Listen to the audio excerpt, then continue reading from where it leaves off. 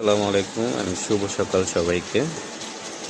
আপনারা এই মুহূর্তে দেখতে পাচ্ছেন নারায়ণগঞ্জ সহ ঢাকা মহানগরীর আশেপাশে বিভিন্ন স্থানে বিভিন্ন জেলায় প্রচণ্ড গতিতে ঝড়ো হাওয়ার সাথে বৃষ্টি হচ্ছে সকাল থেকেই।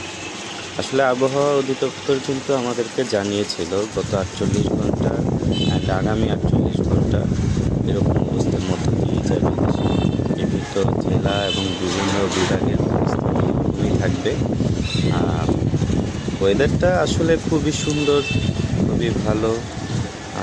অনেকের জন্য ভালো, কিন্তু কর্মব্যস্ত মানুষ যারা রয়েছে, খেটে খাওয়া দিনমজুর মানুষ, তাদের জন্য এই ওয়েদারটা খুব একটা সুখকর না। তারা চাইলেও এই ওয়েদারে বের হয়ে তাদের নিজ নিজ কাজে ফিরতে পারবেন।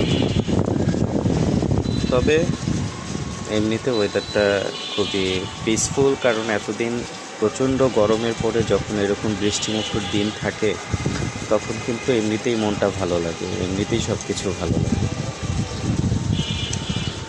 তো আকাশের অবস্থা দেখতেই পাচ্ছেন, একদম কালো কুচকুচে ছিল এতক্ষণ, প্রচণ্ড বৃষ্টি ছিল। দ্যাটস ওয়াই ভিডিও করার মতো কোনো পরিস্থিতি ছিল না।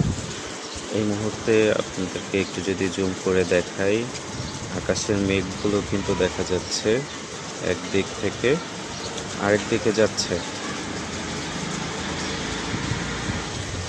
কিন্তু আপনারা ক্যামেরা লেন্সের দিকে ক্যামেরার পরিস্থিতিটাও বুঝতে পারছেন।